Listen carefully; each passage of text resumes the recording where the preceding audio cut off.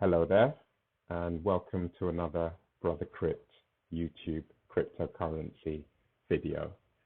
I know it's been a long time, guys and girls, but your boy's back, and let's just start off with some song lyrics I wanted to share with you.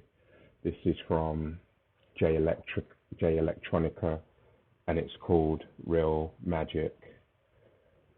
I'll read out these lyrics as we go by.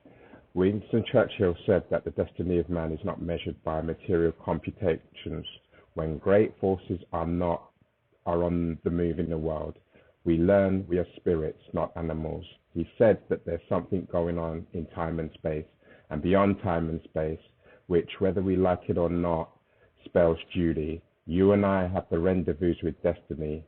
We will preserve for our children this, the last best hope of man on earth, or we will sentence them to take the first steps into 1,000 years of darkness. Sometimes I don't know what to say. It's genuine a miracle I woke up today. I got up to pray, but my BBM was pinging when my Android started singing. Then I missed all the glory for technological luxuries. And just like that, I forgot all of the trees and the flowers and the breeze carrying seeds across the seas. Extra honey in my tea, pay no homage to the bees. Whatever happened to us, and will we let the magic come and tap into us? We preach apocalypse written by John the Revelator, but won't even speak to a stranger riding on the escalator or step into the side when we're standing still on the escalator. The planet is in a hospital. We need a respirator. I don't regret the haters. Sometimes that's what you need to see yourself. Break through and free yourself. Accept your own and be yourself. It's magic. The story of life is too tragic. It's magic. I just wanted to read this out to you because I just felt it was so fitting, and with YouTube algorithms, I just didn't want to get a copyright strike. But I would suggest you guys check out this tune by J Electronica. It just seems so fitting for the time that we're in. But let's keep things moving and continue on with the show. Right. Before I get into it, guys, it's been like the best part of 2 years since I created a YouTube video. I'm looking to drop a video at least a minimum of once a week, and hopefully I'll step up the tempo and then produce more a week. But so far, I'm going to be committed to coming out at least once a week. In this video, what I really wanted to do was just give you an overview on what I feel some of the differences are between my last video and this video, which was my last video you can see was back in like 2 years ago. It was actually in August, maybe the 30th of August, 2018. That was, about 30 months ago.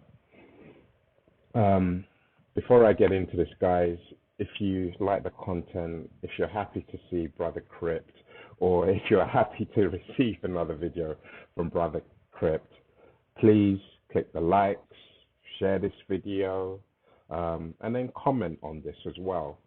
I would just like to show my appreciation to some of the commenters. I hadn't really been looking at this channel or any of the comments for some time, and then I noticed that a few people had left comments and replies, just little tokens of gratitude, just telling me and sharing your thoughts about how you feel about the video. And that's one of the reasons that I've got spurred into doing a video again. I've been thinking about producing videos since December last year, but life has a habit of getting in the way, and certain things that you put off, you just don't do.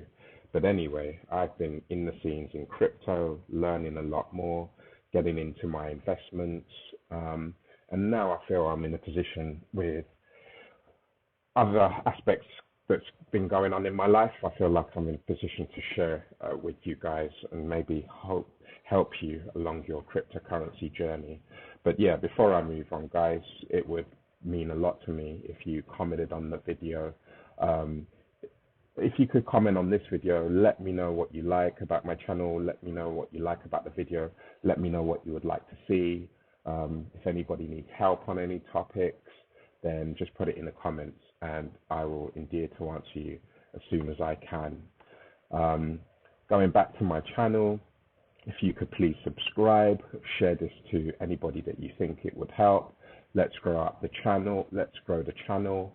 I would really appreciate that. But let's get into this video and let's start talking about cryptocurrency. So today on CoinMarketCap, we can see that there are roughly about just under 9,000 cryptocurrencies. I think when I produced my last cryptocurrency video, there were probably about 2,000 or 3,000 cryptocurrencies. So from the amount of projects that we've seen, you know, the amount of the activity in cryptocurrency has grown by at least a 2 or 2.5 or 3x since my last video. Current market cap right now stands at 1.65 trillion, $1,640 billion. This is a lot bigger than when I last produced a video, and this market cap has reduced really in the last week. I think the height of this that I was aware of was around just under 1.8 trillion. So currently, as you can see, it's red. Let me just refresh these prices, give you the most up-to-date prices with the video. But currently, you know, we are in a bit of a downward sell trend. It looks like people have been selling their cryptocurrencies. So we've got updated figures. We can see that Bitcoin has reduced in the last 24 hours by about 7.9%. Bitcoin currently stands at $52,000. And, you know, if you're in this for the long term, this is still a good price. And in my opinion, we're still in a bull market. One another thing I'd like to say is that one of the things that I've noticed is CoinMarketCap growth over the last few years. They seem to have lots of new sort of features. They are breaking down and cataloging the cryptocurrency market by compartmentalizing things like DEXs, derivatives, spots, portfolio. I think by maybe looking at portfolio, I'm not sure what we're going to see here. They are offering their own crypto portfolio tracker, their software. Now, I haven't looked into this, but I did consider downloading this about 2 years ago. But what I heard was that the software was quite intrusive. It looked at things that it shouldn't be looking at on your phone. And when I hear stuff like that, it just puts me off. So I don't actually use CoinMarketCap's crypto portfolio. And another thing that I wanted to point out is that they've got things like ICO calendars, which is good. There is a website called CoinMarketCal, but it looks like CoinMarketCap are trying to implement some of the features. So here, by looking at here, we can see all of the different ICOs, which is good. And also the final thing I'll say about CoinMarketCap that I've been aware of is that they have been bought by Binance. I heard that Binance paid about $60 million for this site, and now this is actually a tool of Binance. So take that how you will. But yeah, let's move on. In the next chapter now, what I'd like to do is to show you some of my holdings. And I might touch upon some of my current trades. So here we have the first cryptocurrency, Bitcoin. I am still heavily in Bitcoin. I'm quite happy with one of my moves recently. At some point last year, I believe it was either in March or October. I think it may have been October. yeah, it was in October for Bitcoin. I got into a Bitcoin position. I'm still holding a lot of Bitcoin from 1988, as they say. But yeah, I took out a position in Bitcoin when I heard that the US government would be printing trillions of dollars. I also felt that because of how things are going on over here in the UK with the UK government getting into giving loans to businesses because of the COVID, and that the government was more or less issuing about issued themselves a loan of around 250 billion pounds. That concerned me. So whenever I'm concerned about, US money supply or UK money supply and inflation and how that will reduce my buying power, I buy Bitcoin. One of the trades that I got into in October last year for Bitcoin was, I think I purchased one BTC at just under, I believe it was around £9,000. It may have been £8,999 that I paid for just over one Bitcoin. Let me see if I can just find an estimation here that will make things a lot easier. I believe it was in October. Yes, it was. So let's just say October. We can see October, the price is approximately around $10,000, $10,580 on October the 1st. The position that I got into was around £9,000 for just over one BTC. I actually sold a fraction of that BTC in the last few weeks, and I was happy about that trade. In the last month, or let's say 6 weeks, Bitcoin touched $60,000 twice. It touched it once. I wanted to sell Bitcoin then, but the Bitcoin didn't get to the exchange fast enough. After it got to the exchange, I waited about 2 or 3 weeks, and then Bitcoin surpassed 61 or 62,000 pounds. I set myself an auto trade for me to sell, I think it was about zero point 0.2 Bitcoin, which is less than a quarter of the purchase. And yeah, I cashed out all of the money that I put into Bitcoin. I got back, and I still have about 3 quarters of a Bitcoin that I virtually bought for free because I got my money back. So I'm happy with that trade. Brother Crypt is still stacking his stats. And one of the things that I'm doing is purchasing on a dollar cost average. I've set it up so that every month my bank account makes a purchase, and then I'm just buying automatically and forgetting. But yeah, enough about Bitcoin. Let's move on. So Ethereum is looking good. I'll just refresh this page so we can get the most recent price. Today, which is the 25th of March at 10 minutes to 8, roughly, on the 25th of March, Thursday, UK time, Ethereum sits at 1,611. Now, the top of the Ethereum price that I've come across is like 1,800, but according to the chart, it has gone as high as 1,934. I think at 1,600, Ethereum is overvalued. However, I think that, in my opinion, what might be happening is that people are sick of the high fees. This has impacted a lot of the things that I want to do in terms of interfacing with smart contracts. Just for me to be able to interface with smart contracts has been quite high, the fees that have been charged. So it's put me off from doing anything while the fees are high. But yeah, Ethereum is still good. I'm happy with my Ethereum position. I've been holding Ethereum since it was probably around about $80. However, One of my last big trades into Ethereum was when I bought well over 20 ETH. I think I paid around 300, either $350 or £350. I think the likelihood is that it was about $360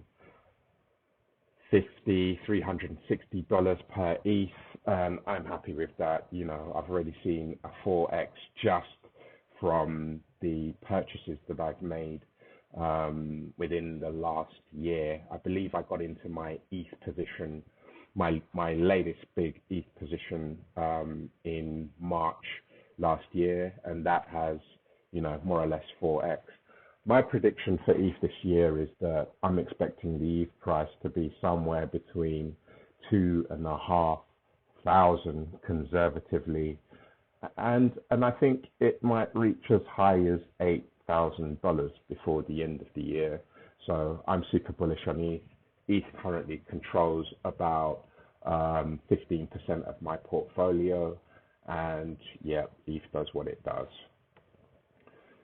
Next cryptocurrency that I'm into, which I haven't mentioned for a while, which seems to be doing quite nicely, it's in the green, it might be close to an all-time high, is Hex. Hex currently sits at 1 cent, 1 cent and 35.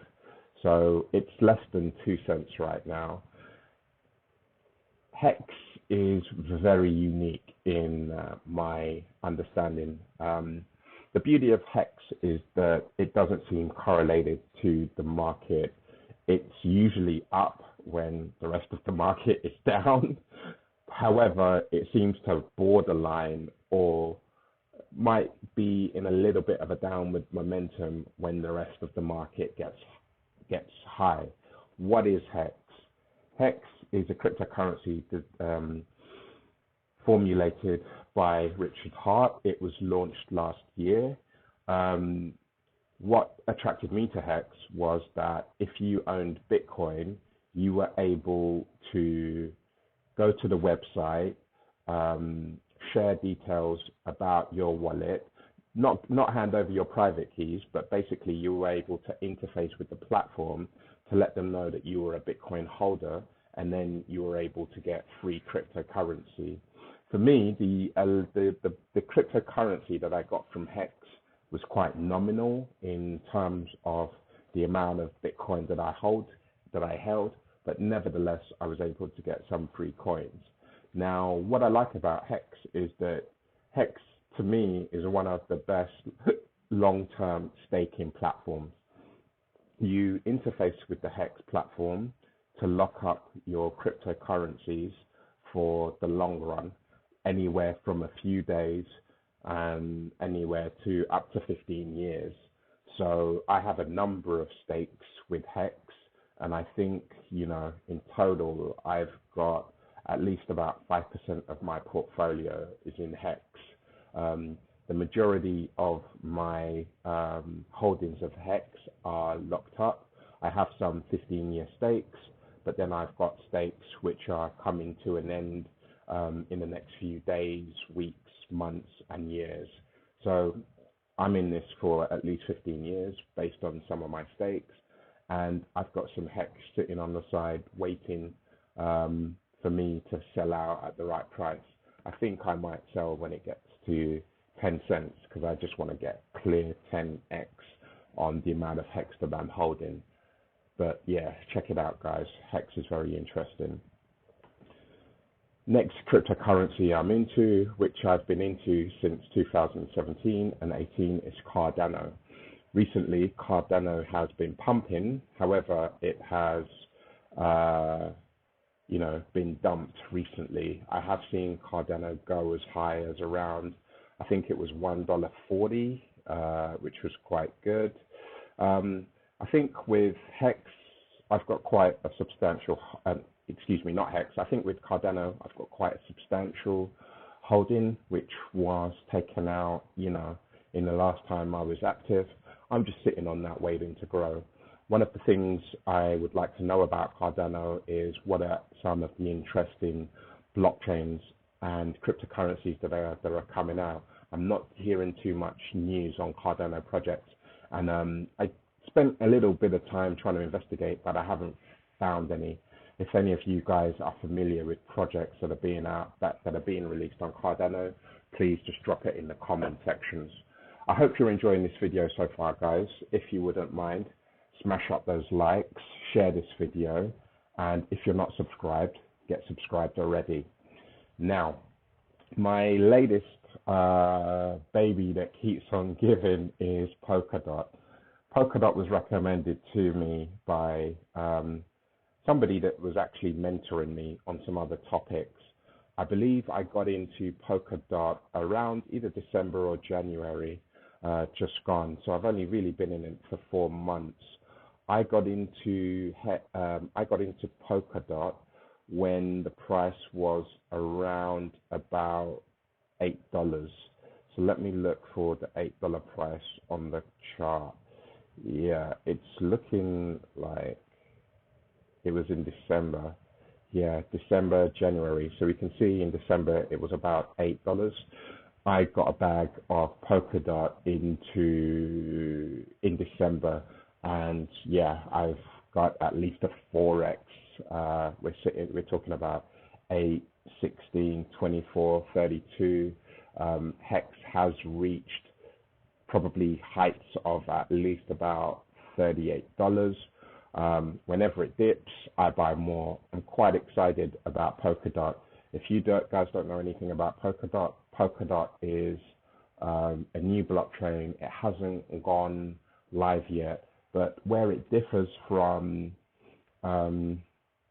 Ethereum and Bitcoin is that it is a interoperable blockchain layer.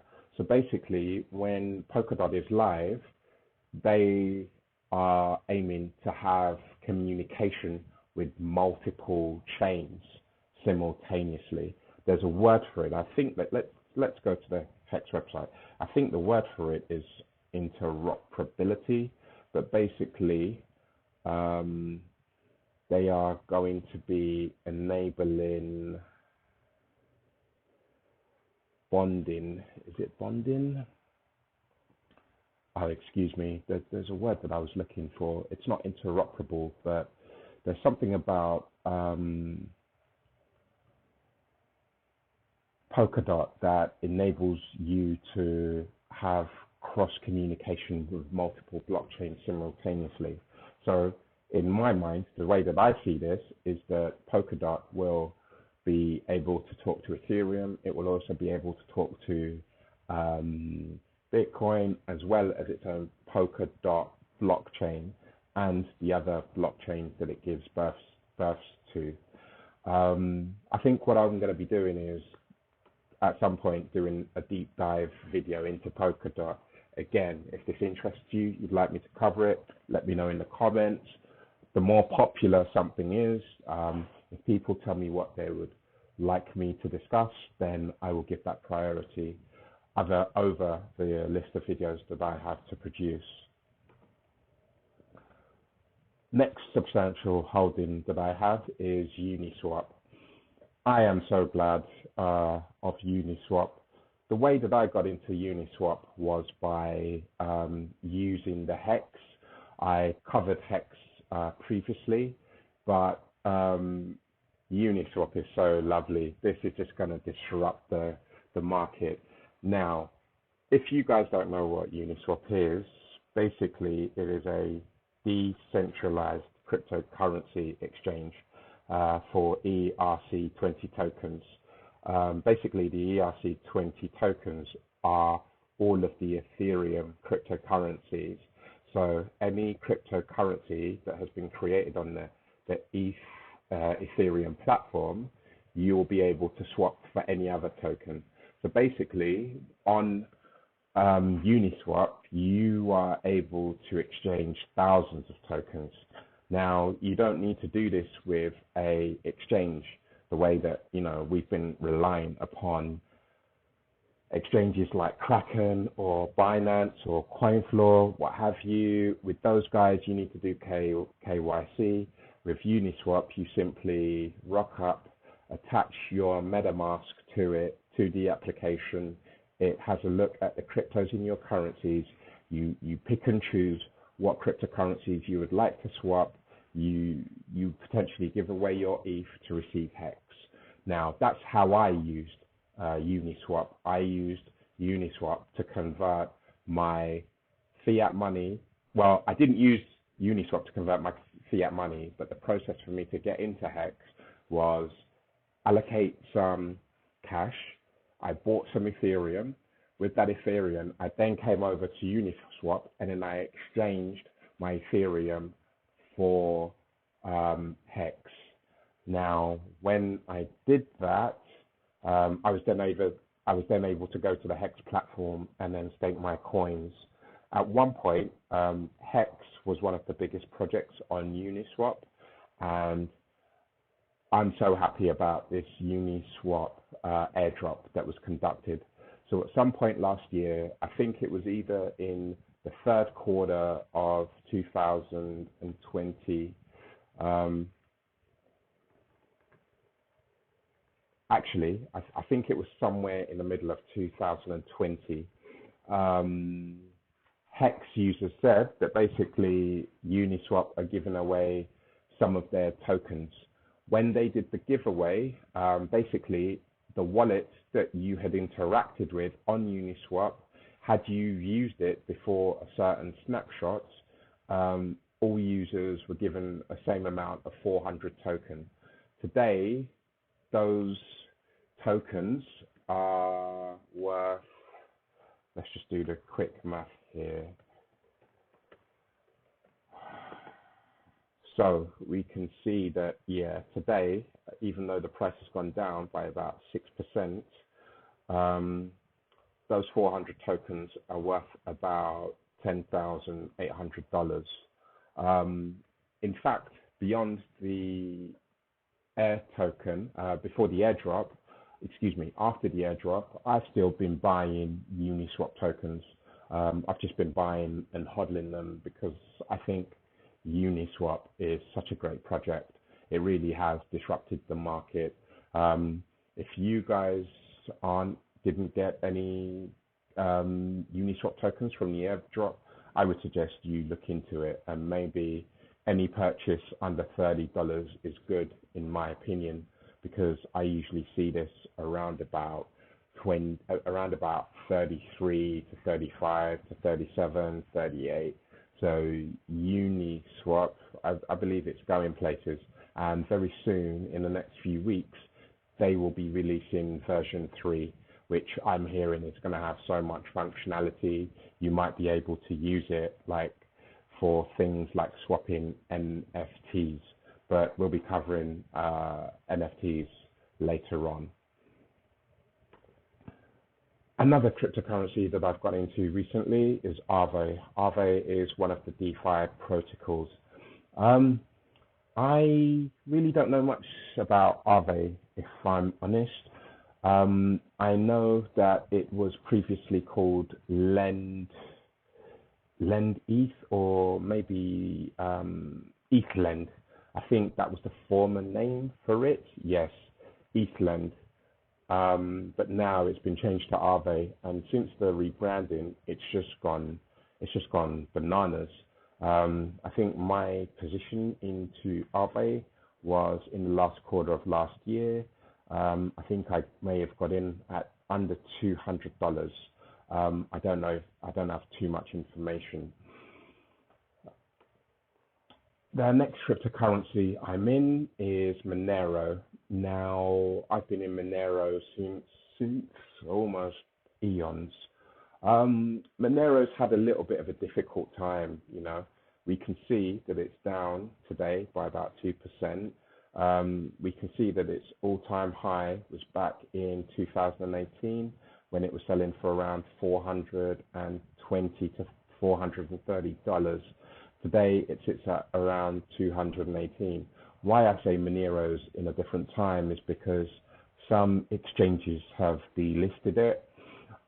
And you see, for me, I think I'm quite bullish about that. I think that Monero is going to be one of those OG coins that if people do delist it, it would sort of be exchanged outside of mainstream exchanges. I think that there will always be liquidity for Monero, but this is an OG coin because it is untraceable. It is very hard for you to trace Monero transactions.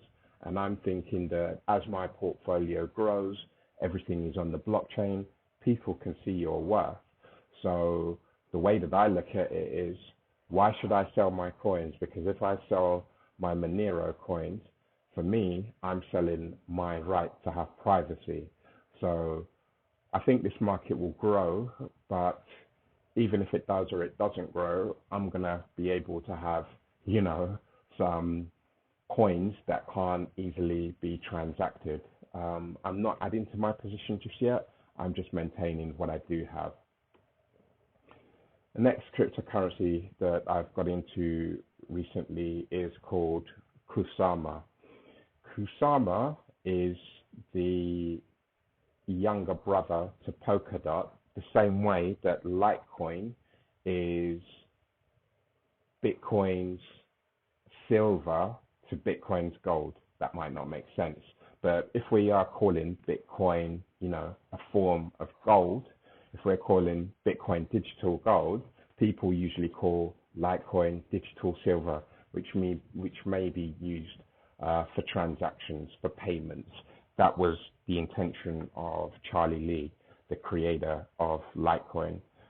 Kusama's slightly different. Kusama is one of the testbed projects, or it's slightly used as a testbed project for Polkadot. As we can see, it's in the Polkadot system. What I'm hearing is that many projects that are scheduled to be released on Polkadot may be released first on Kusama. Kusama is doing very well. I got into Kusama roughly about the same time I got into Polkadot, maybe give or take a few weeks, but it was recommended to me. I looked into it. It made sense. I'm happy with my position. I see as Polkadot grows momentum, so will Kusama. These are, if anything, I look at these two as two linked chains. If you're going to go into one, I recommend that you go into the other. But hey, like everything I've said on this video and all of the other videos, this is not financial advice. I'm just sharing my opinion with you and what I'm doing. But yeah, check out Kusama, guys. Another cryptocurrency that I've got into recently is called Synthetics. Synthetics is like a derivative liquidity pool. Basically, it allows anybody to create derivatives of assets. So on this platform, you can have like derivatives of gold. I believe that there are derivatives of Bitcoin and Ethereum. You're able to basically create a derivative, peg it to an asset, and trade it. I haven't necessarily interacted with this, but I've just been looking at the coin. It's been doing well. There's a big movement in the DeFi market. I've heard good things about it. I have a little bag. Now, this to me is one of the best cryptocurrency projects on the market, Pokerstarter. This cryptocurrency has just been rising through the obscurity of the cryptocurrency minefield. When I first came across this project, it was sitting somewhere between 300 and the 400 position. Now today it stands at 170, at a rank of 170. What is What is Pokerstarter? Pokerstarter is part of the Polkadot ecosystem. Pokerstarter is used as a fundraising platform for Polkadot and Polkastarter blockchains and cryptocurrencies. So there are two cryptocurrencies that I've got into recently, which are SuperFarm Farm and also Reef. These two were both launched on the Pokerstarter platform. Basically, those two are tokens. They did a funding round on Pokerstarter, and what Pokerstarter do is they are allocating just a tiny amount of coins to each successful IEO. IEO is a new equivalent for ICO, but it like in initials and IDOs as well, like initial DEX offerings. Basically, the ICOs on the platform are giving away about $300 worth of cryptocurrency for each bidding participant, but a lot of projects that have been launched on here are actually doing very well. Now, yesterday, whenever I see the price of Polkastarter, I buy a bag. This is one of the cryptocurrencies that I'm acquiring the most. Why am I acquiring this? Really for two reasons. One, I'm seeing the coin mainly go in one direction. Two, I see a very good utility. This is a fundraising platform. So as well as as long as they keep releasing and doing IEOs of other cryptocurrencies, there's always going to be a need for the coin. So it's always going to be in demand, and I see that as positive price movement. Look at the chart. It's been doing quite well. It's gone down recently, but hey, what hasn't? Every dog has their day, right? Yesterday, I bought another bag at around, I think I got in at $3.91. It's gone down substantially since this purchase, and who knows, after this video, because it's going down, I am going to be filling my bags. In a down market, guys, we should be filling our positions, and after this video, I am going to be purchasing a few cryptocurrencies that I feel are underpriced. Hey, I might even buy some more Bitcoin as well, and some Ethereum. Why not? Because I want to be increasing my positions, especially when the market is down in what is a bull cycle. Prior to the downward trend in the market, Pokerstarter was as high as $5 and around 20 cents, maybe $5.30. Like it was probably like that last week. So I think with my original purchase, I got in at like $2 or less than $2. I think it might have been about $1.50. So I've definitely seen at least a 3x based on the all-time highs. And I think that there's a lot more room to go. I see this as being a $10 coin before the end of the year. Now, SuperFarm, luckily, I was successful to get in on the token generation event. This has been doing quite well recently. I think in the last few days, it did get to its all-time high. So we can see here that the all-time high is $3.54. Currently, we're sitting at $2.77. When I got in, the token was in like the $1.30 range. I think I got in here. Yeah, I definitely got in here back in February, and I paid around $1.30 for my position. So according to this, I've had at least my money doubled. I'm expecting to see good things. What is SuperFarm? SuperFarm is one of the only NFT platforms that I'm into. This has been created by a programmer and now a blockchain developer and also a YouTuber. He has a channel called Elliot Trades. If you guys want to check out Elliot Trades' channel, you can learn more about SuperFarm. But in essence, what SuperFarm is that it's going to be an NFT platform. Elliot was explaining that, he feels that a lot of NFT objects should be interoperable between different games on different platforms, and that some of the NFTs that he's going to be designing and implementing should be utilized on multiple platforms. I think that's going to be good. So basically, you know, when you have in-game pieces like maybe a unique gun or a unique item of clothes, I think that what Elliot is working on is to make those items be shared between multiple games and potentially, who knows, maybe later on multiple blockchains. But yeah, he's doing NFTs definitely for games, and you know, this might um, this is, in my opinion, it's a very interesting project. And again, this rank is not too bad of 232. The project is not even entirely, it's just older than a month. So it's doing well. I think this was a good buy. However, for some time, this didn't move. The next position that I'm in is Reef Finance.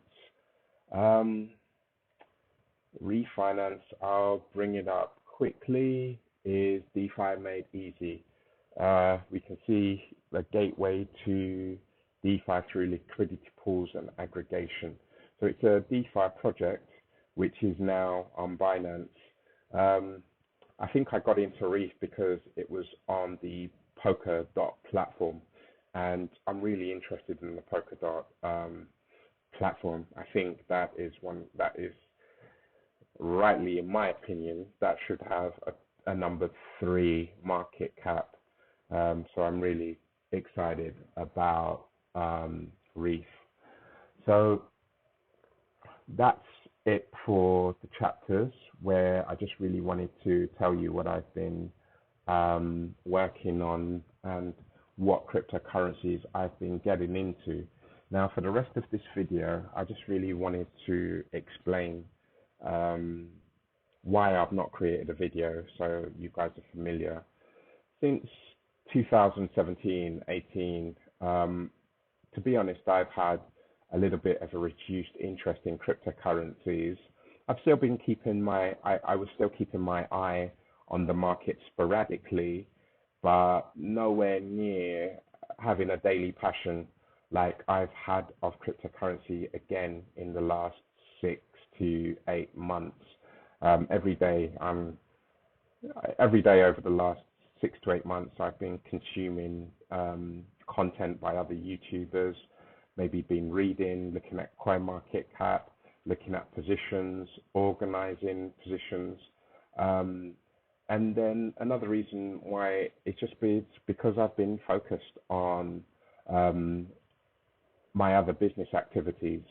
I have a property portfolio, and over the last few years, I've been expanding that portfolio, and I have a number of new properties which I've been adding to my portfolio. So I don't only invest into cryptocurrencies. I've been a property investor for 9 years now, and prior to that, if you didn't know, your boy Brother Crypt worked in finance as a software verification consultant for a lot of financial industries.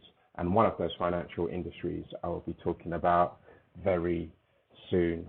Another thing is that, you know, I've been focused on my spirituality and my own well-being. I think here, as I was alluding to in the lyrics of that I was reading into, that, you know, I truly believe that we are spiritual beings having a human experience, and therefore, you know, you've got to be in tune with your spirit. And sometimes it's good just to take time off, center yourself, ground yourself, know who you are before you get into other things. And I'm not one of these YouTubers that feel, oh yeah, I'm obligated, I've got to make 2 or 3 videos for you every day, because then that becomes a chore. And who is passionate about chores? I'm recording this video because I'm passionate about cryptocurrency, and if I help one person, I'll be happy. If I only get 1 comment on the video or no comments, I'll be happy. So I don't expect anything from me doing this. And, you know, I think by keeping my expectations light on these videos, I'm happy to do them in the time that I have. But yeah, let's move on.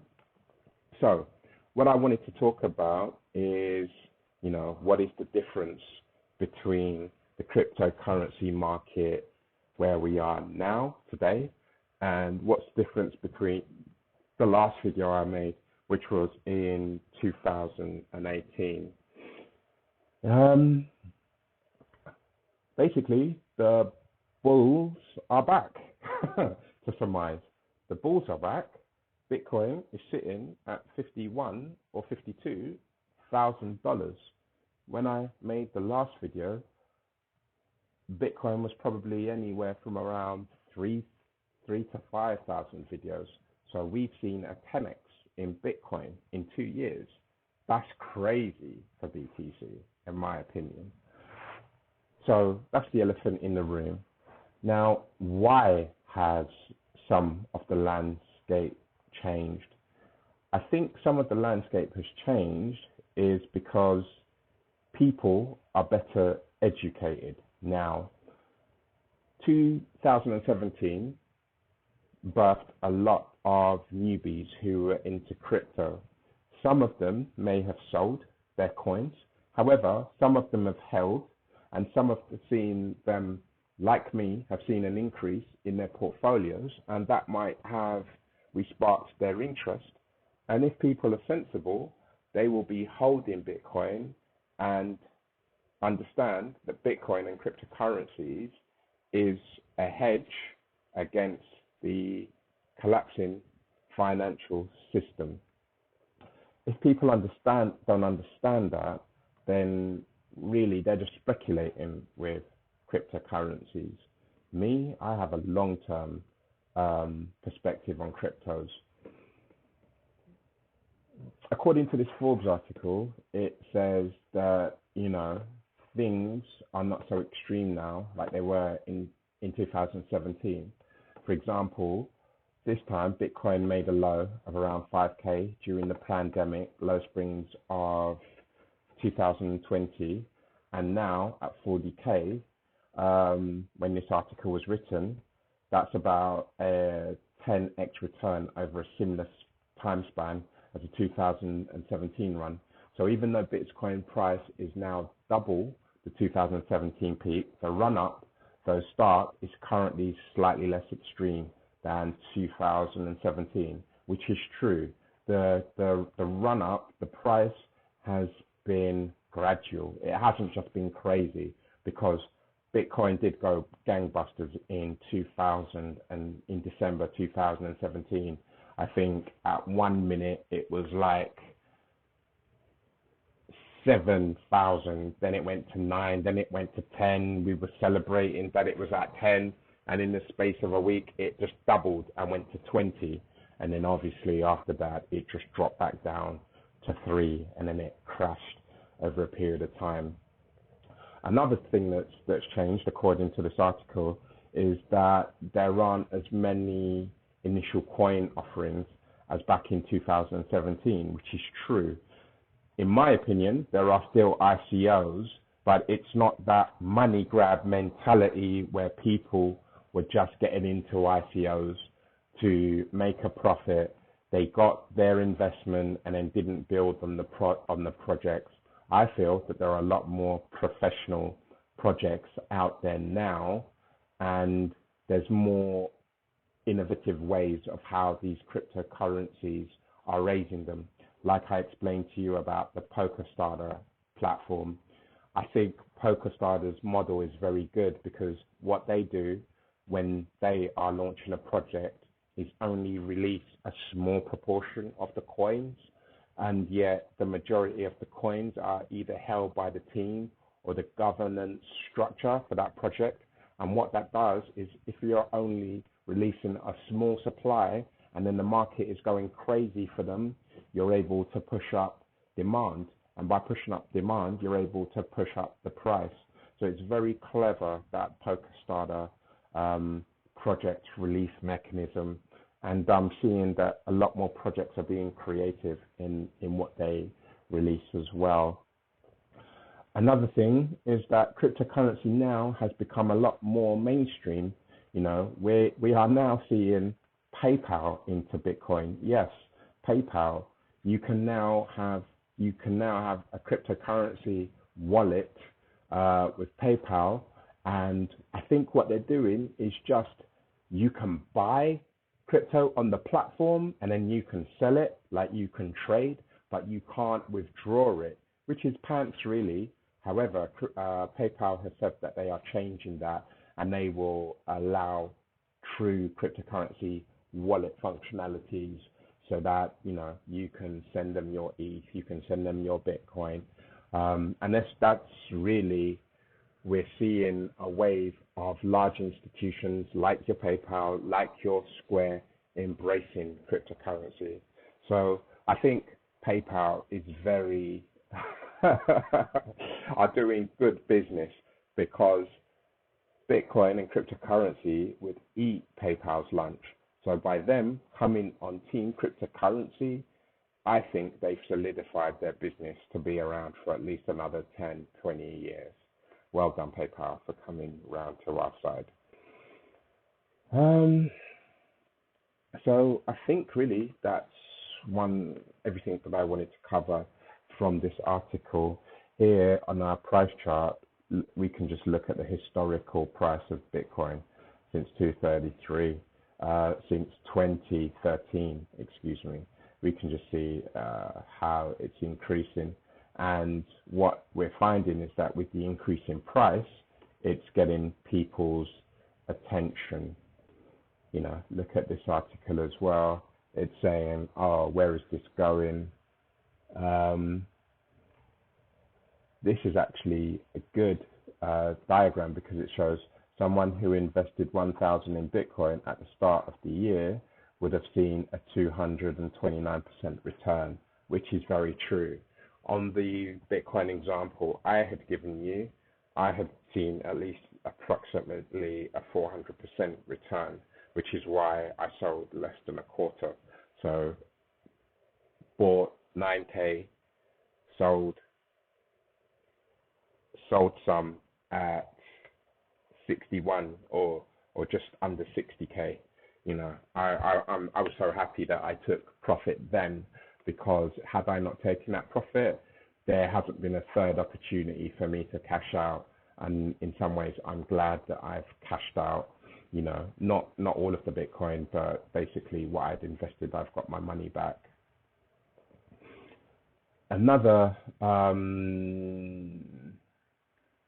difference I'm seeing, this is Bitcoin Magazine, another, you know, few points that I wanted to highlight about why the market is different now in 2021 compared to 2017 to 18 is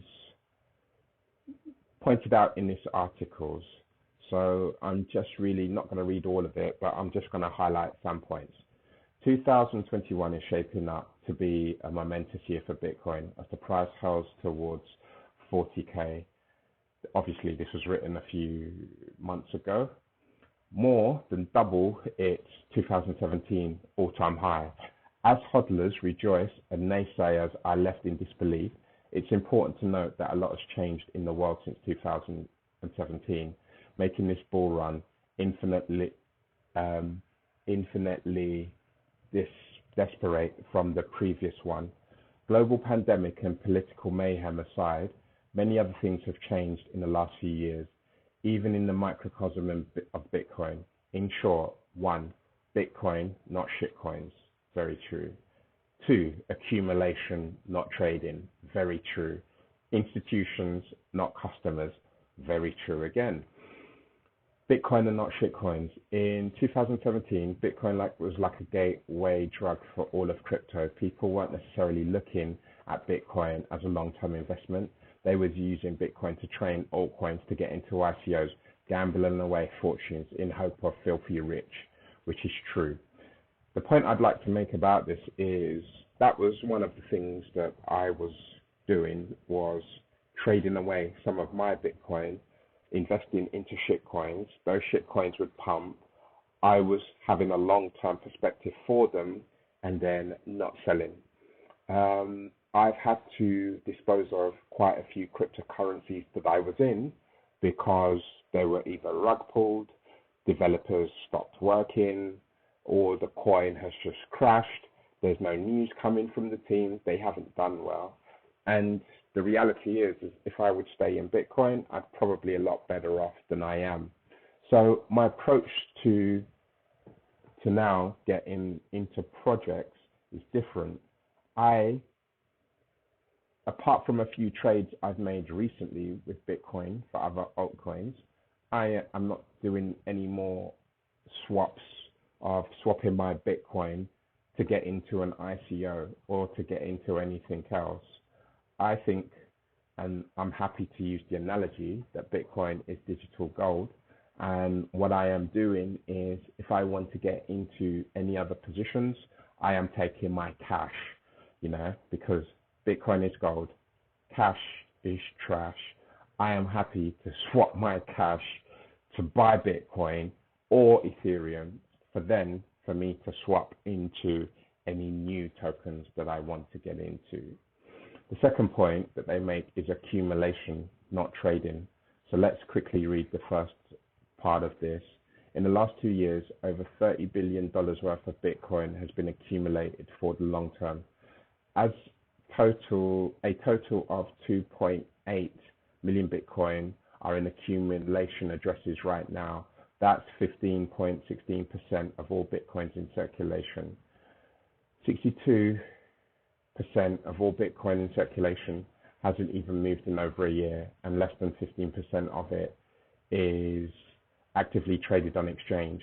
This much Bitcoin hasn't been hodled since pre-2017. As you can see, this number plummeted during the bull run when trading altcoins, ICO investing was popular. And then we've got a diagram here from Glassnode. This is very true. I think this touches on the point that I'm saying is, for me, I am accumulating as much Bitcoin as I can. I wouldn't say that I'm accumulating as much as I can, but I am accumulating Bitcoin consistently. I am dollar cost averaging, buying once a month. I don't care what the price is. My fiat money is getting turned into BTC, and then I'm looking to hold that. As well, when I see dips like today, I'm going to be buying some more BTC. So now I've seen that there's a dip.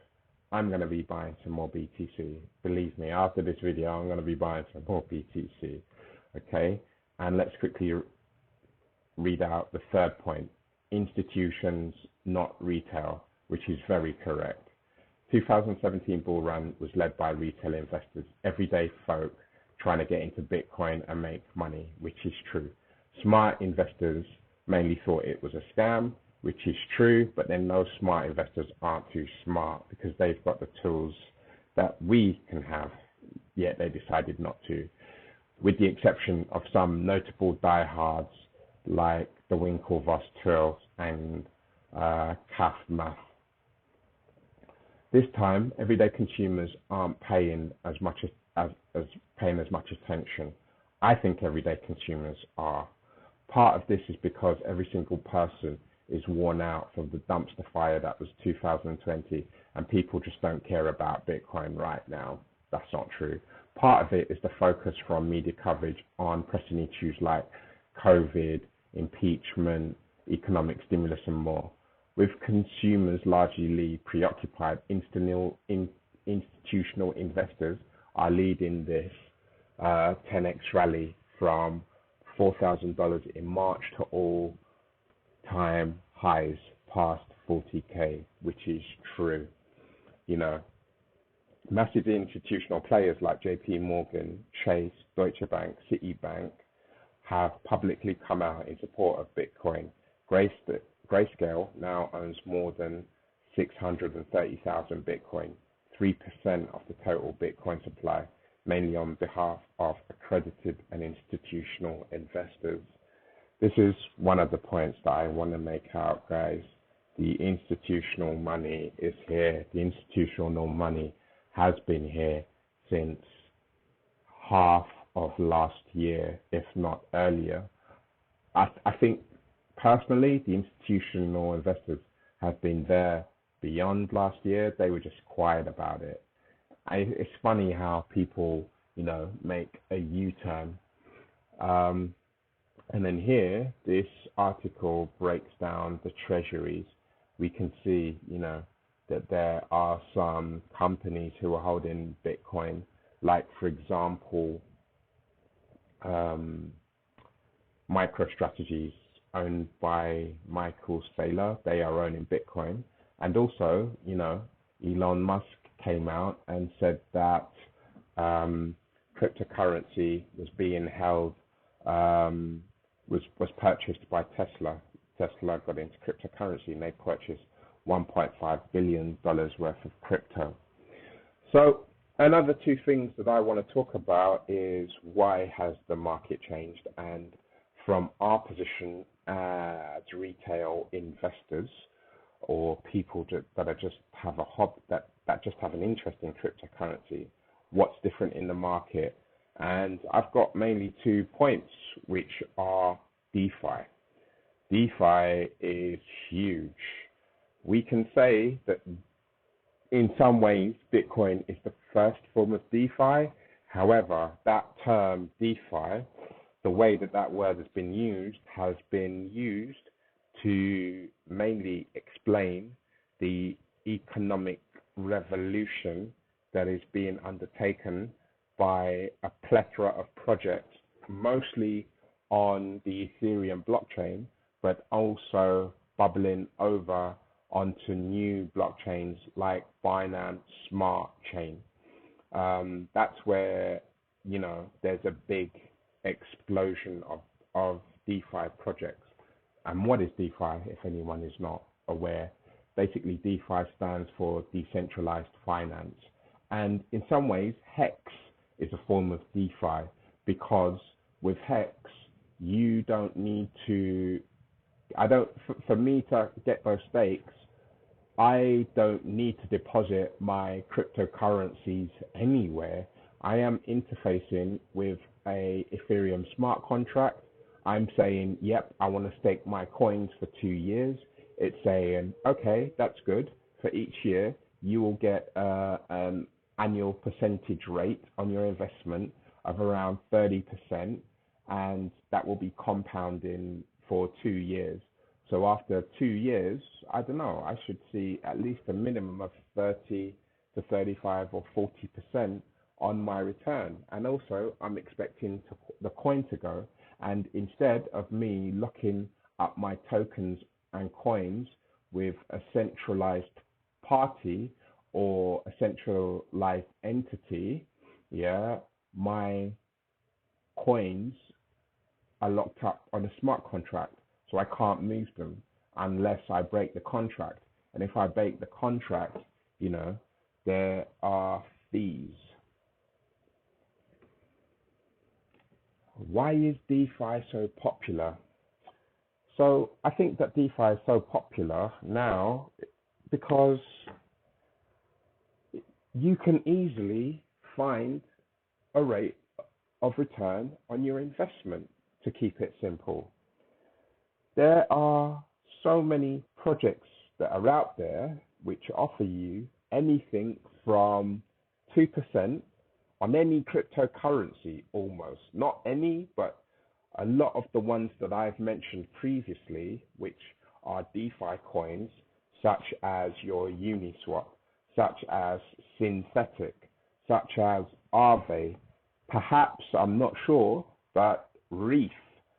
Those 4 cryptocurrencies alone, I am aware that on 3 of them, Uniswap, Aave, and Synthetics, I can get a rate of return. I can get interest just by holding those coins or sending them to a wallet. I can get interest on them. And there are other contracts where you can provide liquidity. So what do I mean? Let me break it down a step, because I realize, some of my terminology might go over people's heads. What is providing liquidity? So basically, when you use an exchange like Uniswap, there's always 2 sides of the trade. If you want to use Uniswap to in the example that I mentioned before, you have some Ethereum, and then you come to Uniswap and you want to exchange your Ethereum for Hex, you can swap those tokens by using the Uniswap platform. And then what happens is you swap your Hex for ETH. Now, there's no middleman, so when you've done the exchange, you walk away. That is a form of DeFi, because now we're not using a centralized party. We're not using an exchange. We don't have to do KYC to swap our tokens. And if people wanted a stable income, let's just say that you had 100 grand sitting in your bank. Actually, let's say you had £10,000 or $10,000 sitting in your bank. You're thinking, well, if I get Bitcoin, Bitcoin might go down, Bitcoin might go up.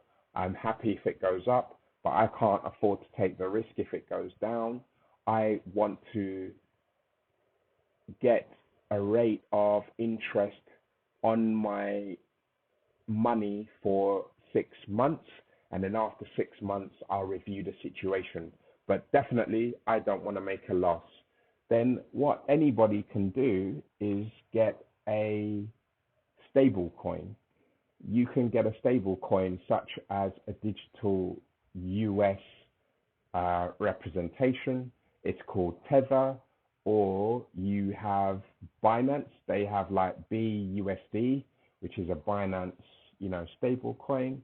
And then you have like a Gemini USD, and then you have True USD. And I'm even hearing that you might have a British pound stable coin as well.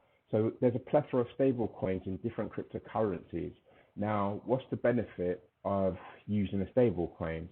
If you get your £10,000, you swap it for stable coins, then you're mitigated by an increase in price, and also you're mitigated by an increase or a drop in the value of cryptocurrencies, because stable coins, they stay stable. Now, once you have your stable coins, you can use a DeFi platform. There's so many.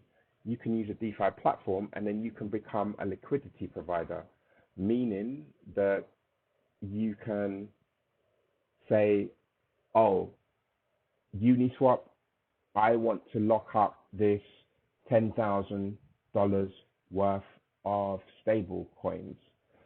And then I may have some Ethereum. What I am going to do is I'm going to supply the liquidity. I'm going to supply the tokens for both sides of a USD Tether coin and an Ethereum trade. Okay, so on Uniswap, on one side, there's always somebody having Tether and they want to swap their Tether for ETH. Now, if you can provide two of those pairs to Uniswap, what you'll do is you'll get residual income, a percentage for all of the trades, and then also for, as well as getting a percentage for all of those trades, I believe you get interest on the amount that you've held of them. So that's liquidity providing. But things don't even have to be that complicated. You can just have your stable coin, your £10,000 or $10,000 worth of crypto, and then you can just lock it up in a smart contract, and the contract will say, you know what, you've got your keys, you're holding on to your cryptocurrency, but whilst you don't move it, we're going to give you 20, 30% a year on your interest. This is why DeFi is going to be the pants and eating the food of the banks and financial institutions. It's the complete opposite to the real world. In the real world, you are struggling to find 1% return on your interest in a bank. But yet in DeFi, you can easily get up to 20% to even 30% a year on a stable coin. That's madness. Yeah, you have 10 grand. After 1 year, it turns to £13,000. And then because it's a stable coin, you can swap your stablecoin back into your native currency. So just by doing 2 trades in a space of a year, you've made a guaranteed £3,000. And that's for people that want to mitigate risk. But obviously, it's not something that I'm doing yet. I don't touch stable coins, but I can see why the layman, why things like pension funds would want a service like this, you know. Now, another thing that is different this year to 2018 is the advent of NFTs.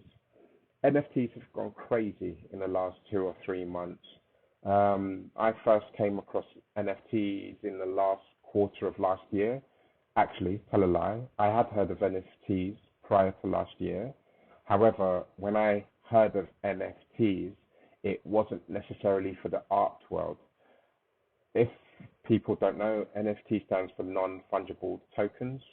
And the beauty in this decade, the growth of NFTs, is that it is being used to create a whole new marketplace for digital artwork. In my opinion, I think NFTs will be around for the long run. Here are NFTs and why some are worth millions.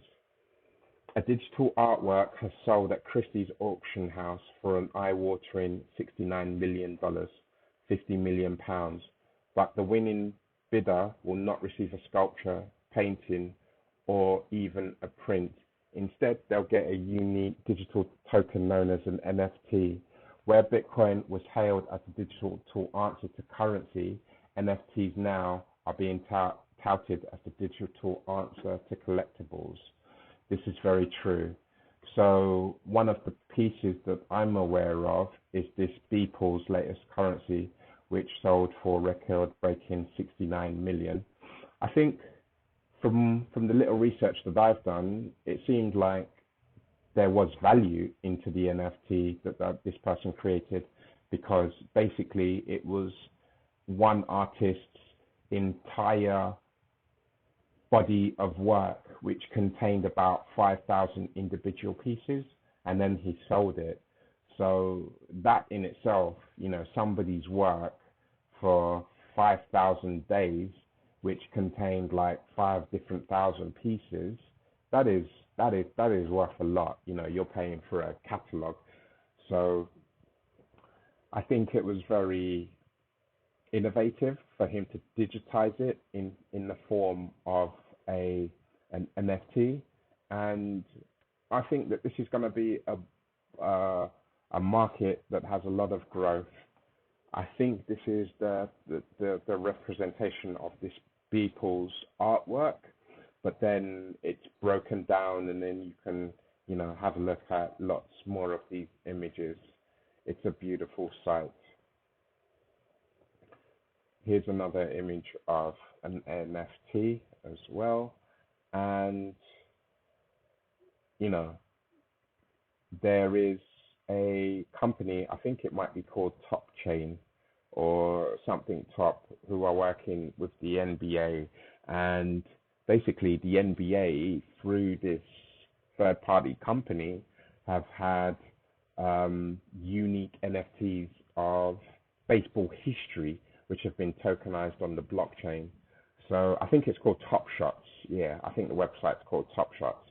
So that's doing very well. So here in the UK, I think it's a matter of time before we start seeing collectibles around football, rugby, and tennis.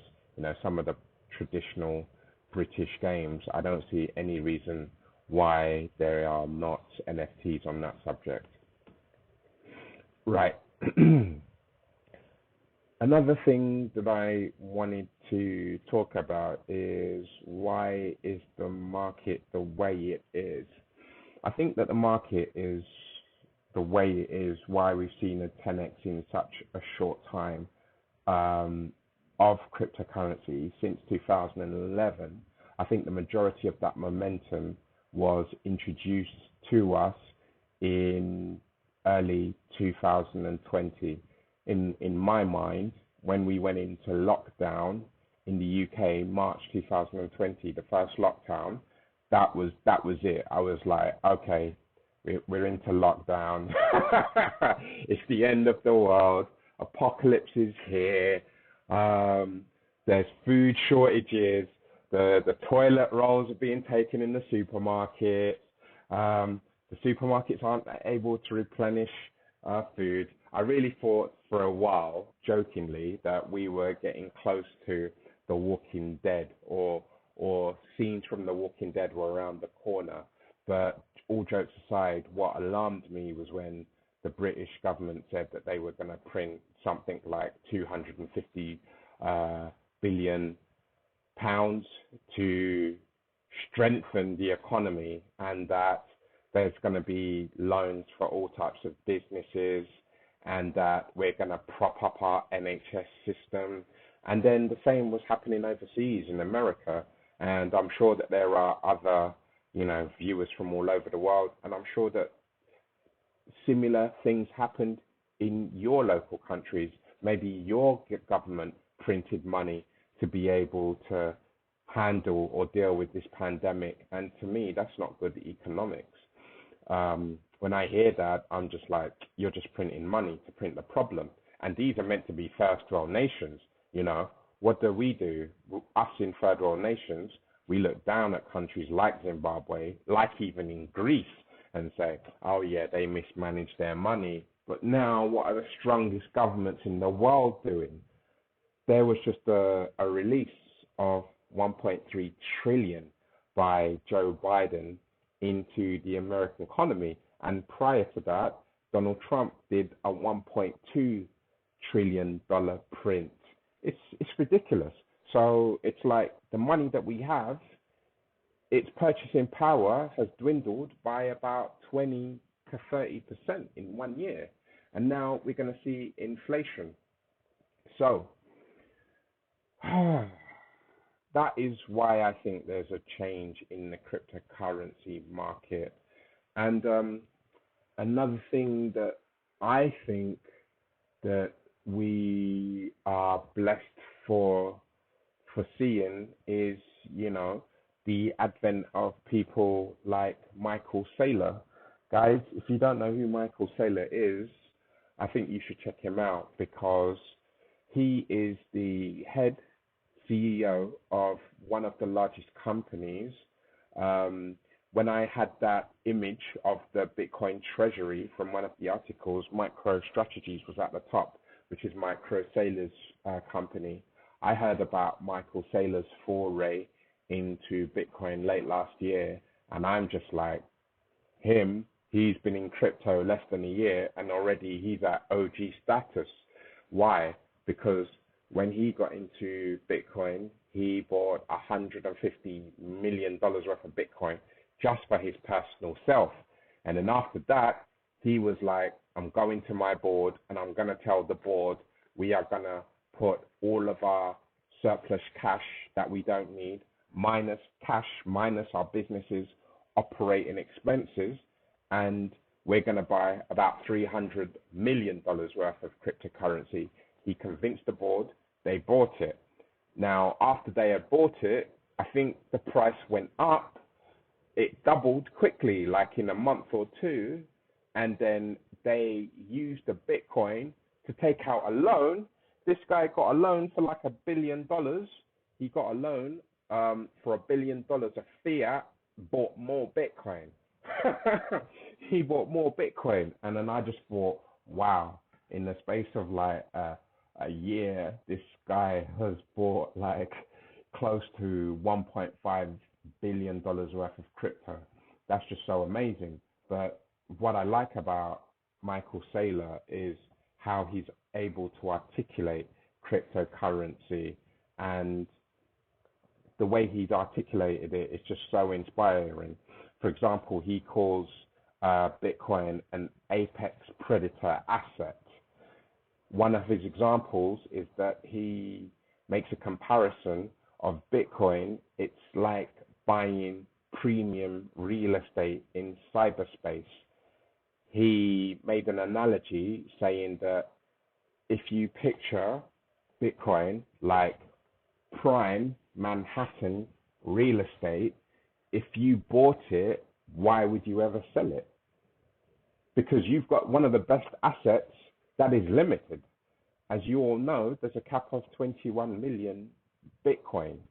So if you do have Bitcoin, why would you sell that? It's just not necessary. What he said we should do is, what he will do is he'll have that asset and then he will get loans against it. So he'll hold on to the Bitcoin, and then if he needs any money, instead of selling it, I'll get a loan against it. And this is what the rich people do.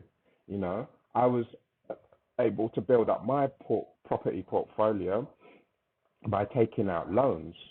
Once you get a few more properties and then you have multiple assets, if I ever need money, I can release some of the equity. I can just take out a small loan, make arrangements to pay that loan back, and then I'm using that loan.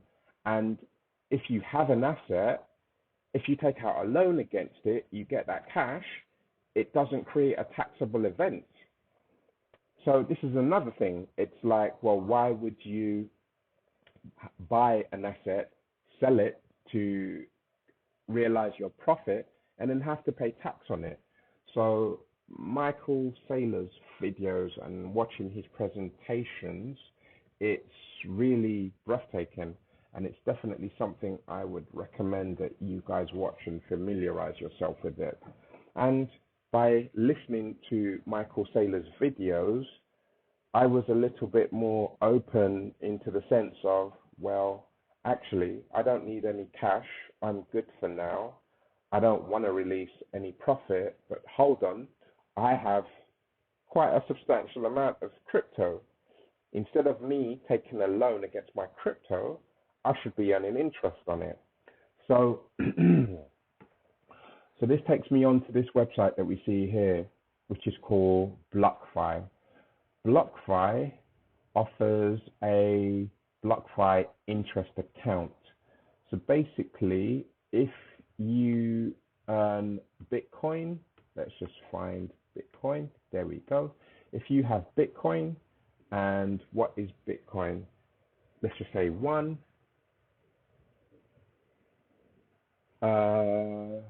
Is this right? Yeah, let's just say one for 1 year. You will get a 6% return on your Bitcoin. So here it says deposit Bitcoin, earn 6% APR.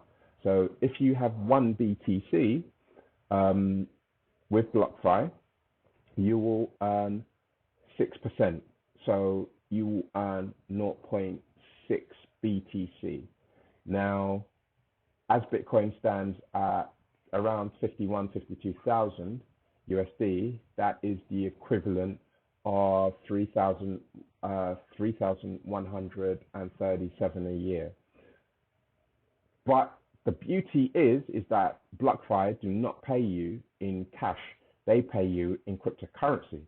And as we know, 6% Bitcoin has the potential to reach up to 4K, 5K, 10K, maybe 20K. So by getting a loan against my Bitcoin and then getting paid back into Bitcoin, it feels like I'm compounding my wealth. Now, for me, I was slightly concerned because I'm like, this is going backwards. You know, we're now giving our Bitcoin to a third party for them to hold so we can get interest. And yes, there is third party counter risk, because instead of Bitcoin being held in my wallet, I have sent my crypto to BlockFi and they are holding it on their wallet. And if anything happens to BlockFi, I might not get my coins back. So certain times in crypto, you just have to take those risks, you know. That's how I've looked at it. I've looked at it, and from what I can tell, BlockFi is affiliated with Gemini Bank, Gemini Exchange. The founder of BlockFi recently did a podcast on what Bitcoin did, and he showed their face. So for me, this is about people who are sincerely trying to do the best that they can for their customers.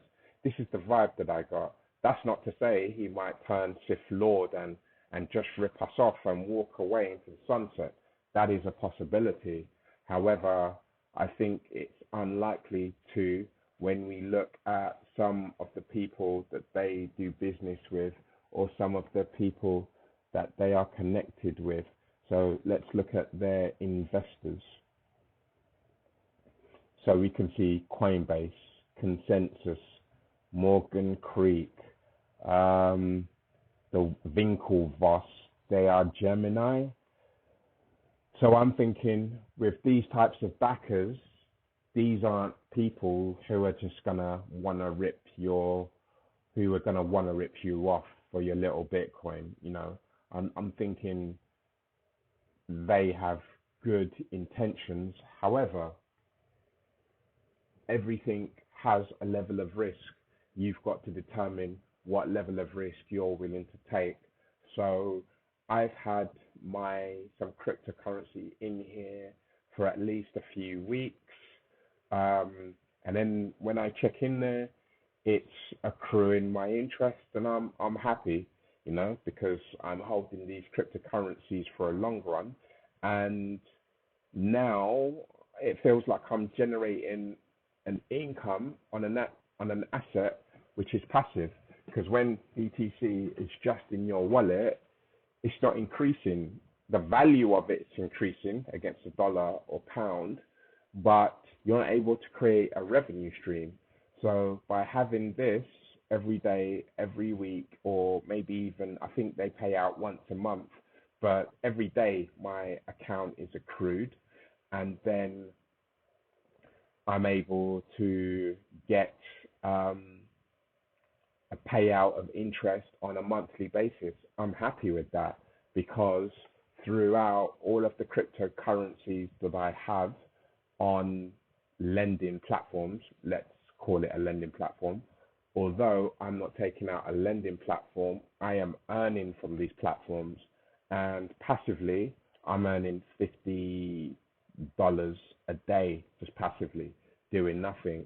That's about £300 a week.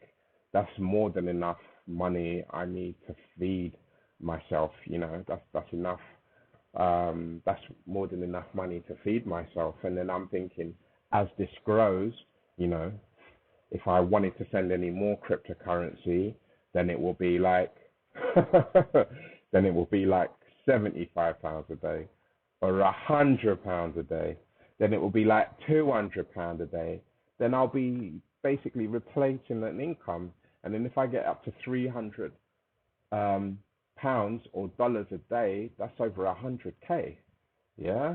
So you've got to be thinking, like, what platforms are safe enough where this platform or company is not going to rip me off, but then I can get a decent level of interest. Yeah.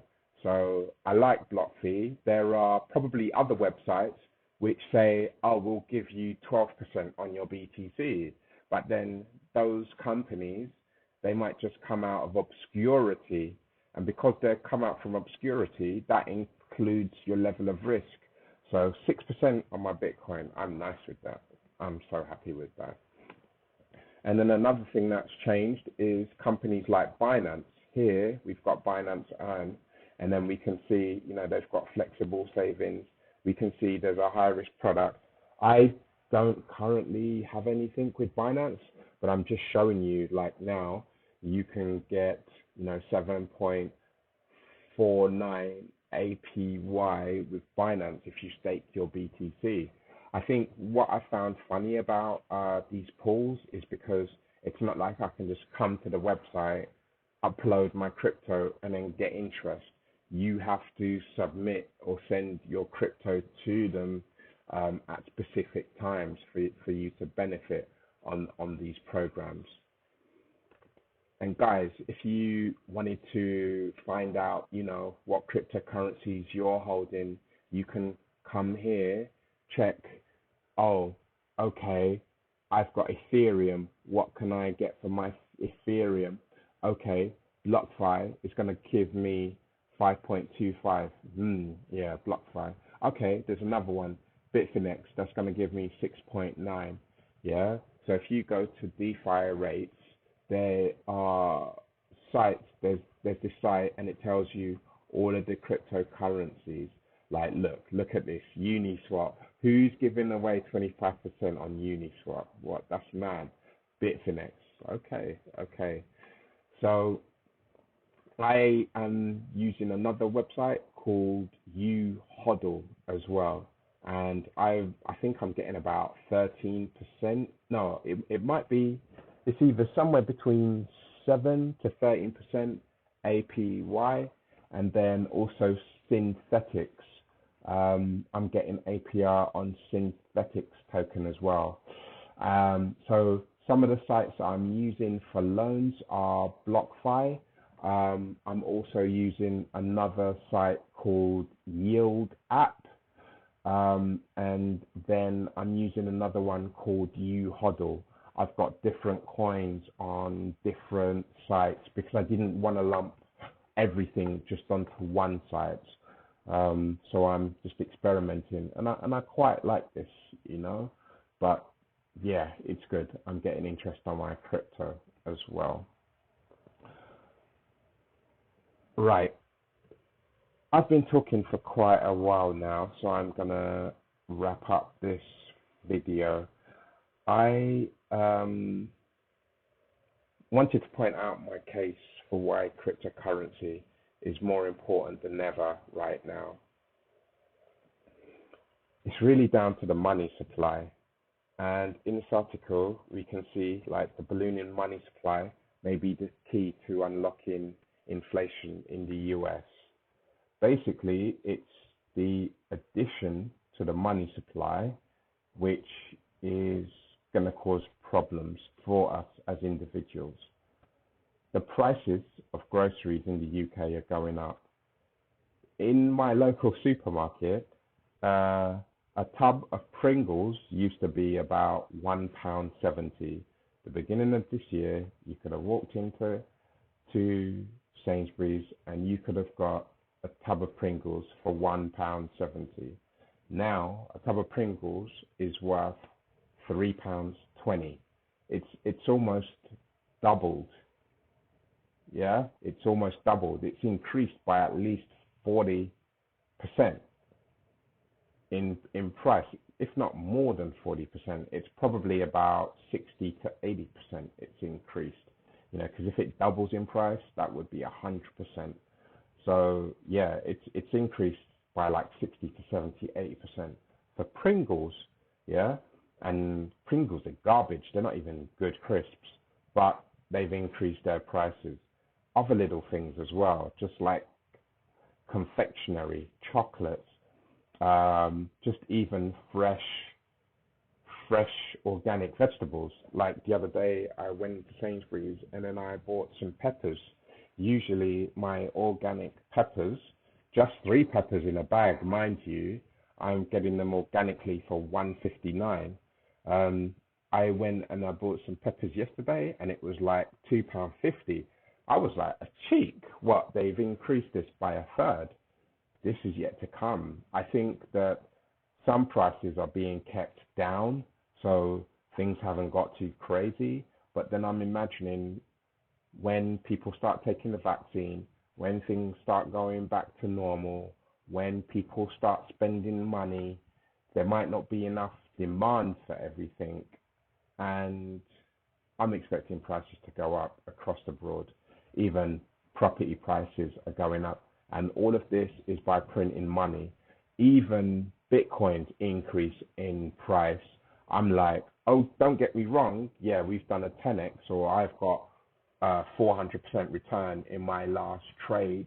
But then I discount the Bitcoin price because I know some of it is inflation.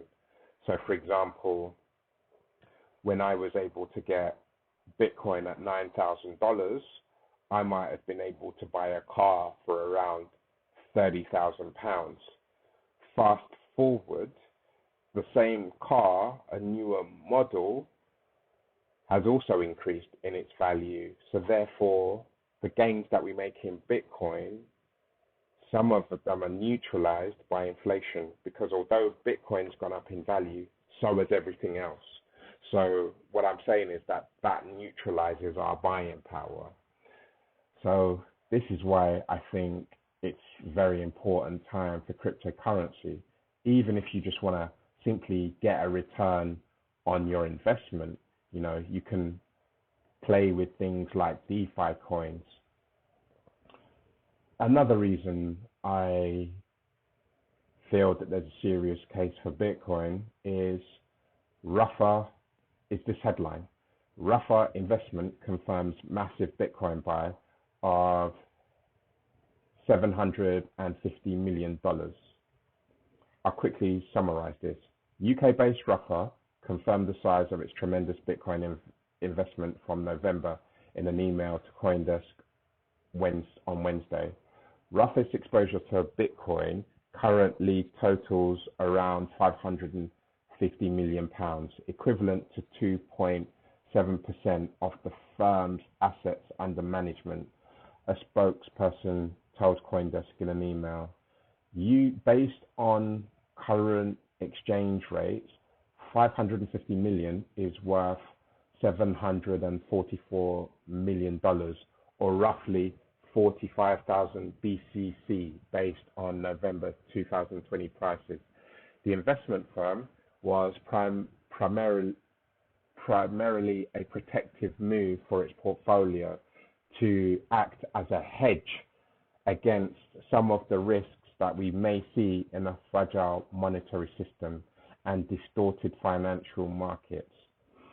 Ambiguous wording in Ruffer's initial shareholder memo created uncertainty whether the investment was 2.5% of its multi-strategy fund or 2.5% of the fund's total, more than 20 billion in managed assets. The reason that I brought this is because when I heard about this, I was in awe. Fast forward back 10, 11 years ago, before your boy Brother Crypt was rogue, I used to work as a quality assurance and verification consultant.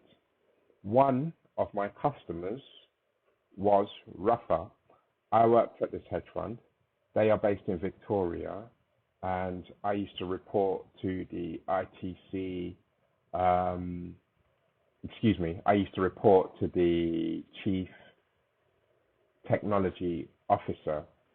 At the time I was working there, I was familiar with Bitcoin. I think I was getting into it 10 years ago, will take us to 2011.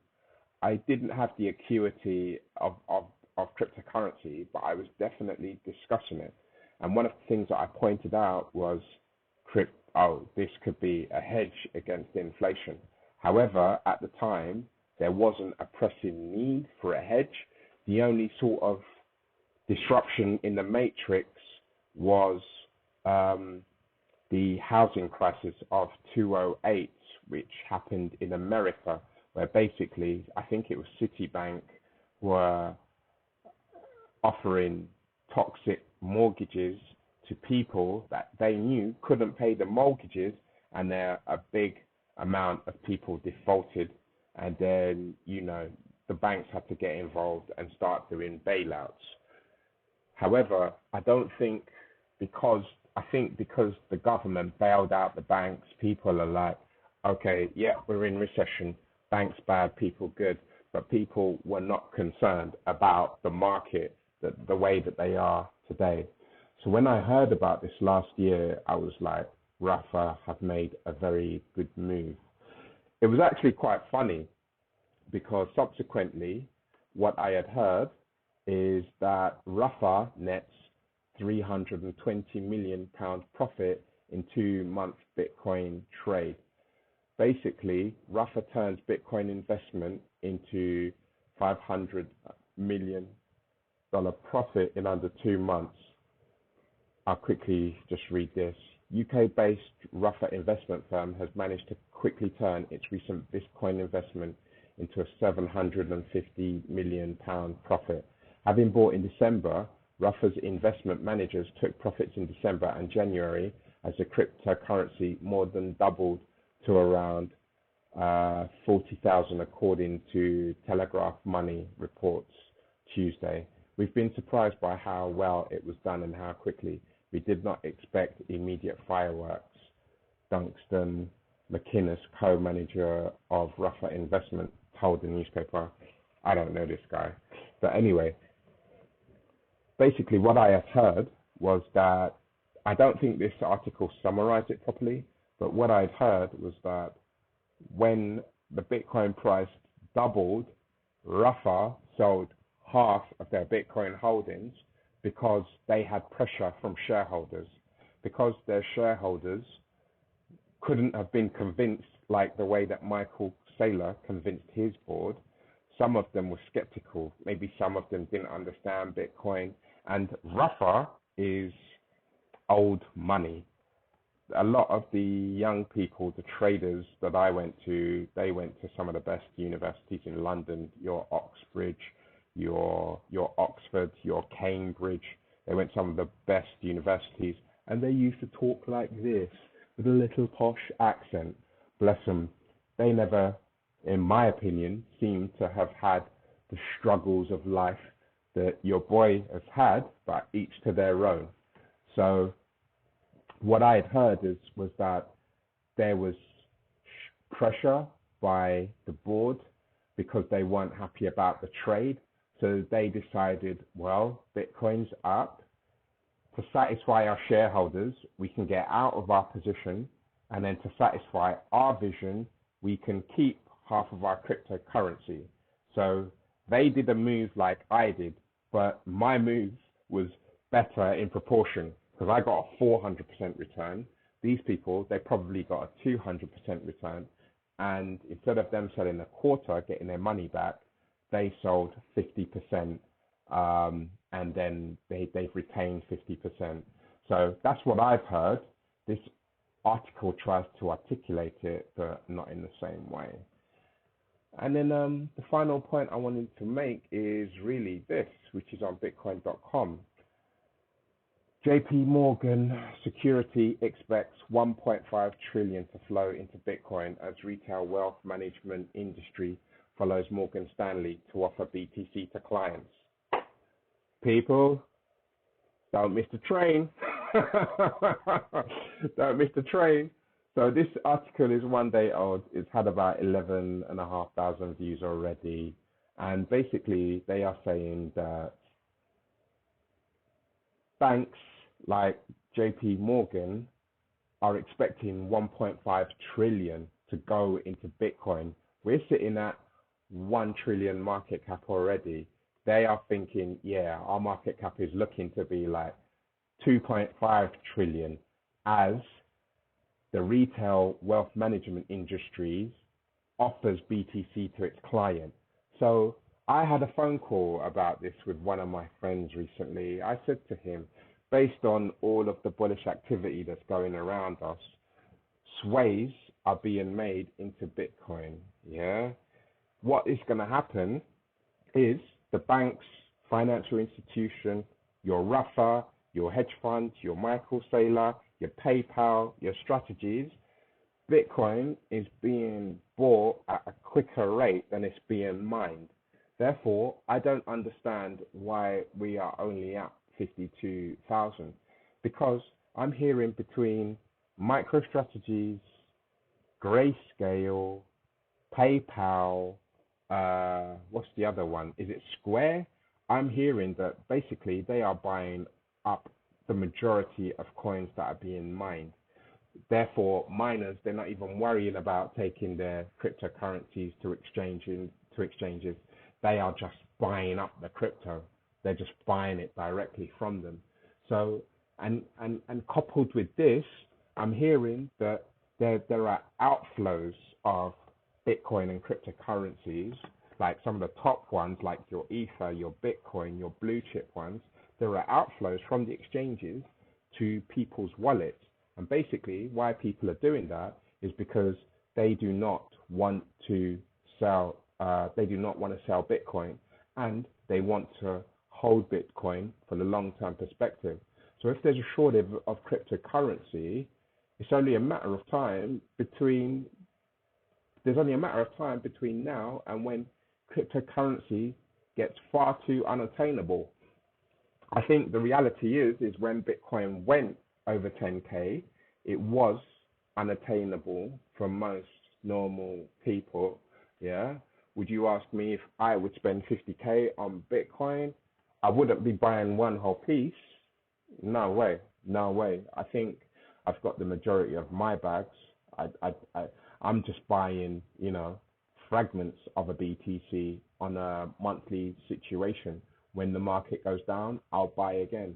But I'm expecting, in my honest opinion, I'm expecting a six-figure Bitcoin price this year. And even if it doesn't come this year, it's on the cards. Mark my words, it's on the cards. So yeah, just to summarize, let me just read this.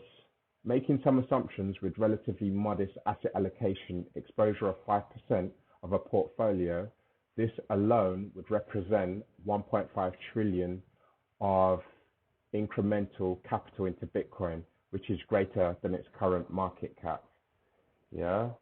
At the time of writing, the price of Bitcoin stands at 56K on a data market from Bitcoin. The cryptocurrency market is approximately, the cryptocurrencies for Bitcoin market is 1.6 trillion. The BTC price rose 5% on Wednesday, boosted by the news of Elon Musk's Tesla accepting Bitcoin as a means of payment without converting into fiat currency. That in itself is very bullish. Elon is going to be allowing people to buy Bitcoin with cars. This is beautiful. It's beautiful because I wouldn't be giving Elon Musk and Tesla like my hard hodled Bitcoin. But if I was going to buy a Tesla just to support Bitcoin, what I would do is I'll take my money, go to an exchange my cash for fiat, and then I get my BTC, and then I'll send that shit straight to Tesla. And I think this is a way that we can support the cryptocurrency. It's like, rather than you sell your own precious cryptocurrency, dispose of cash. Yeah, get your fiat into crypto. If you're going to buy something like a Tesla, yeah, buy the crypto that you need and then send it to this. That way you're supporting these businesses that are going to accept cryptocurrency, and this is how change is going to come about. So yeah, in summary, my bullish case for Bitcoin and cryptocurrency is that we have a faltering financial market. There is innovation being built in cyberspace with blockchain. We should be looking at cryptocurrency in a similar way that Michael Saylor and other people who are wealthy, who are looking at cryptocurrency. By owning a Satoshi or a Bitcoin, we are holding a premium apex asset in cyberspace, which we should look at like premium blocks of real estate in Manhattan. Yeah. And then we should look to hold on to those cryptocurrencies because they will be generating us wealth in the future. So guys, I've been talking a lot. I've enjoyed producing this video. It's so damn long. And with this, I'll be leaving you. Thanks, guys. Bye.